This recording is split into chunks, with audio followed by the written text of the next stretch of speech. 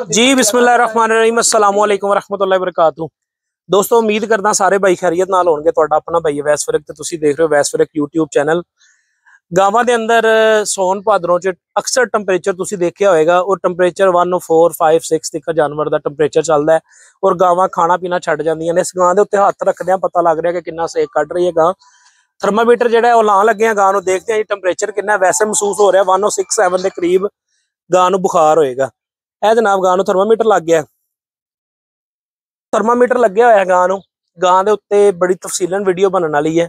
गां दा जिहड़ा मसला है वो मंजाइटिस दा मसला है। इहदे च तीन वड्डियां बीमारियां ते अज असीं गल करांगे कि मंजाइटिस एक तो हुंदी किस वजह तो है, दूसरे नंबर ते थलेरिया या ट्रिपनोसोमियोसिस जिहड़ा ना ये भी बीमारी इसे मुतलक ही है, इसे सिम्पटम दे उत्ते ही है। साडे मोस्टली फार्मर जिहड़ा है वो जानवर नूं ब्रेन ट्यूमर हो गया हुंदा है या जानवर नूं जिहड़ा ना मंजाइटिस हो गई हुंदी है या जानवर नूं असीं कहने आ कि ट्रिपनोसोमियोसिस ते या थलेरिया।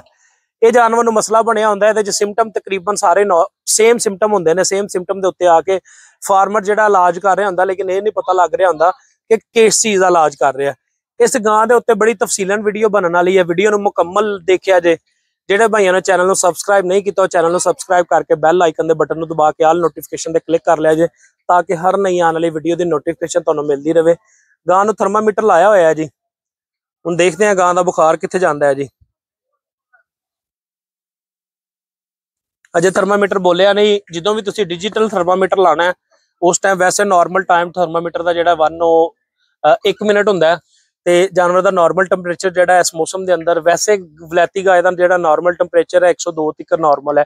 101.6 तो लगदा 102 तक नॉर्मल है। अगर गां दा इस तो उत्ते बुखार है तो तुहानूं फिक्र होनी चाहिए। 3-4 बुखार है तो जानवर नूं स्टमक डिसऑर्डर का केस है, ਉਹਦੇ पेट के अंदर कोई ऐसे इशू बन गए ने, तुसीं ਉਹਦਾ इलाज करो। अगर इस तो उत्ते टैंपरेचर है तो फिर तुहानूं फिक्रमंद होना चाहिए। जानवर दीयां 3-4 चीज़ां ते गौर करना चाहिए। गर्मियों के अंदर एक जानवर का पेशाब बार बार देखना चाहिए कि साफ कर रहा है या गलत कर रहा है पेशाब। दूसरे नंबर ते जानवर का खान पीन देखना होंदा है। तीसरे नंबर ते जानवर की अख ते नक का रेशा देखना होंदा है। तुसीं ये सारियां चीज़ां थर्मामीटर बोल गया है जनाब। टैंपरेचर इहदा जिहड़ा ना करीब करके दिखाया जे 106.9 106.6 ये थर्मामीटर के उत्ते टैंपरेचर गां ने शो करवाया। और गां अगे आ जाओ तुसीं दोस्तों। पहले असीं गल करते हैं जानवर के थलेरिए के उत्ते कि थलेरिया बेसिकली की हुंदा है। थलेरिए दे विच जानवर के सिम्पटम की हुंदे ने। एक तो इस जगह ते जिहड़ा ना जानवर दे लास्ट टाइम मैं एक वीडियो शेयर की सी, इस जगह ते गाय दे फोड़ा बन जाता है।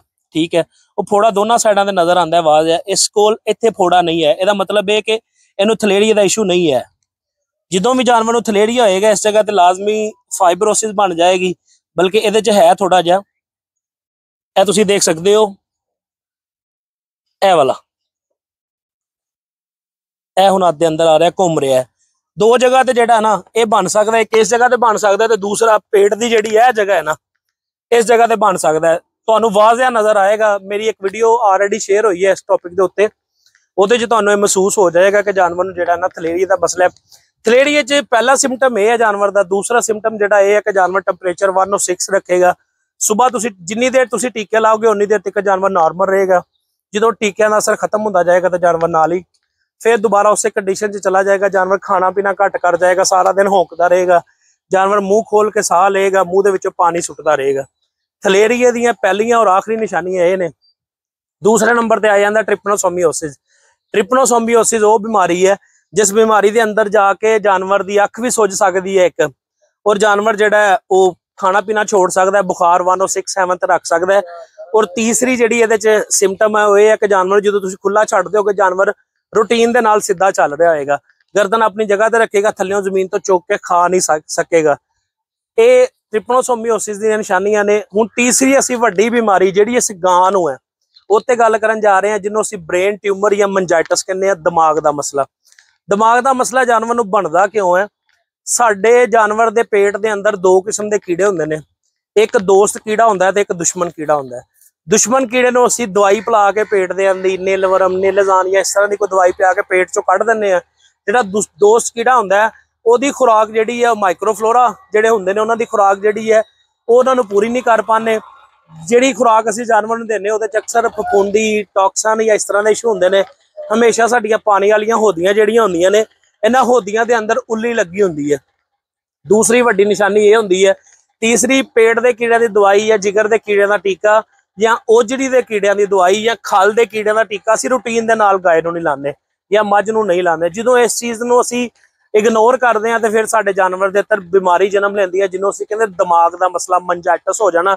ये जी कुछ डॉक्टरों की यह भी राय है कि कान के जरिए पानी जानवर के अंदर चला जाए तो जानवर नूं मंजाइटिस बन सकती है। हुण इस गाय नूं मंजाइटिस का मसला है। मंजाइटिस दे विच इहनूं तुहानूं वाज़िया करके निशानियां इहदियां दसदे हैं। पहली निशानी ये है कि नक दे अंदरों रेशा आ रहा होएगा, वाज़िया रेशा साह दे नाल चल रहा है।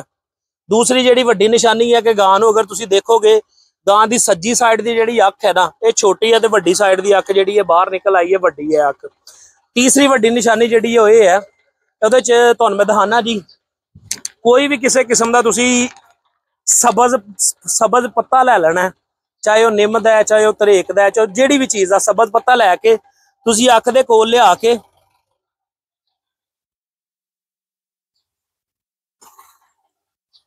तुसीं ये देखोगे इहदे च सिम्पटम के अंदर जानवर की बनाई भी चले जाती है। अख जिहड़ी है वो देखना छड्ड जाती है। तुसीं कोई भी पत्ता लैके उहनूं अख दे करीब खड़ोगे वो फील नहीं कराएगी अख नूं।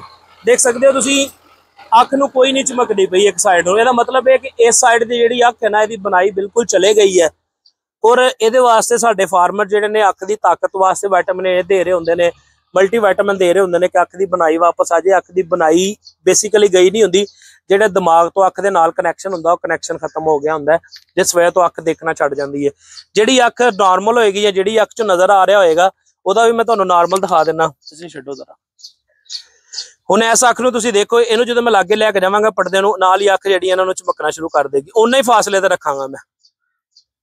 गां तुहानूं पड़दा हिलांदी नज़र आ रही होएगी, बिल्कुल नाल जोड़ के भी लियावांगे ते दूर भी रखांगे तां भी गां ये चीज़ फील कराएगी। देखो हुण अगर मैं इस अख ते लैके आवां इस चीज़ नूं ते इस अख ते वो चीज़ फील नहीं कराएगी।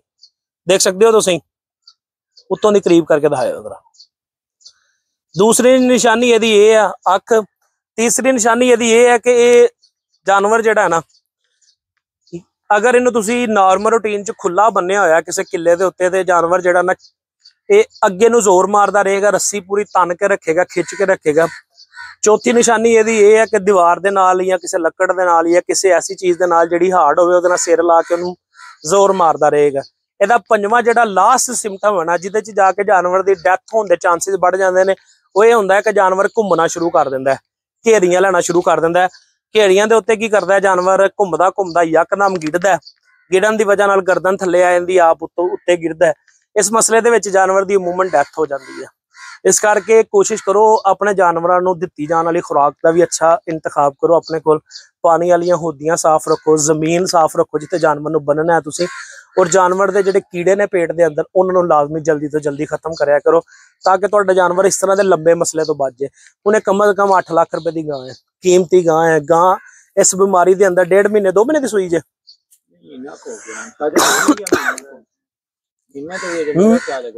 महीने तो कम टाइम होया गां नूं सूई नूं। माशाअल्लाह गां जिहड़ी है, गां कोल थन बड़ा कीमती लगा, स्ट्रक्चर बड़ा अच्छा है गां दा, और गां दे विच कलर कंबीनेशन बड़ी कम दी है। इस गां नूं बीमारियां आने की वजह नाल गां दा जिस्म भी अद्धे नालों भी थोड़ा रह गया। अगर मैं गल करां कि जिद्दां सूई सी, मैं उस दिन गां देख के गया सी, गां नूं 18 20 22 दिन होए होणगे मेरा अंदाजा जिहड़ा, ते 22 दिनां दे अंदर कम से कम इन्हें 3 तो 4 मन वजन तोड़िया। सिर्फ किस वजह तो तोड़िया कि इहदी बीमारी ने वजन तोड़िया।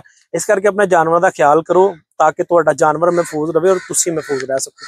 इहनूं हुण असीं मैडिसन करांगे, इहदे विच जिहड़ी मैडिसन तुसीं करनी हुंदी है उस मैडिसन दे नाल कई दफा ते जानवर सारे सूइयां तक रिकवर रहिंदा है, ते कई दफा इस तरह हुंदा है कि जानवर नूं तुसीं मैडिसन लांदे हो, थोड़ा टाइम मैडिसन का असर रहिंदा ते थोड़ा टाइम जानवर के उत्ते बीमारी खत्म होई रहिंदी है। उस तो बाद दोबारा जिहड़ा ना बीमारी फिर आ जाती है। इहदे च बीमारी ने तुसीं एक जगह ते स्टिल नहीं रख सकदे या बिल्कुल इहनूं खत्म नहीं कर सकदे। पाकिस्तान च नहीं, बाहर दे मुल्कां दे अंदर भी इहदा इलाज कोई नहीं मौजूद है। इस करके इहदी बेस्ट ट्रीटमेंट जिहड़ी है वो बार बार नवाओ, इहनूं ठंडे माहौल च रखो, जिन्ना गां नूं ठंडा रख सकदे हो, टैंपरेचर होने तो बचा सकते हो, इहदे च तुहाडा जानवर सेव होएगा। दूसरे नंबर ते मेडिसिन दे अंदर तुसीं जिहड़ियां चीज़ां जिहड़े एंटीबायोटिक एंटीपैराटिक इहनूं देने ताकत देंदा, इहनूं कोई फायदा नहीं है विटामिन ए देण दा, क्योंकि विटामिन ए वाला केस ही नहीं है। इहदी अख की बनाई का मसला नहीं है, इहदे दिमाग की वजह नाल अख का मसला बनिया। वीडियो मुकम्मल देखिया, जे पसंद आए दोस्तों के नाल लाजमी शेयर करिया। Thank you.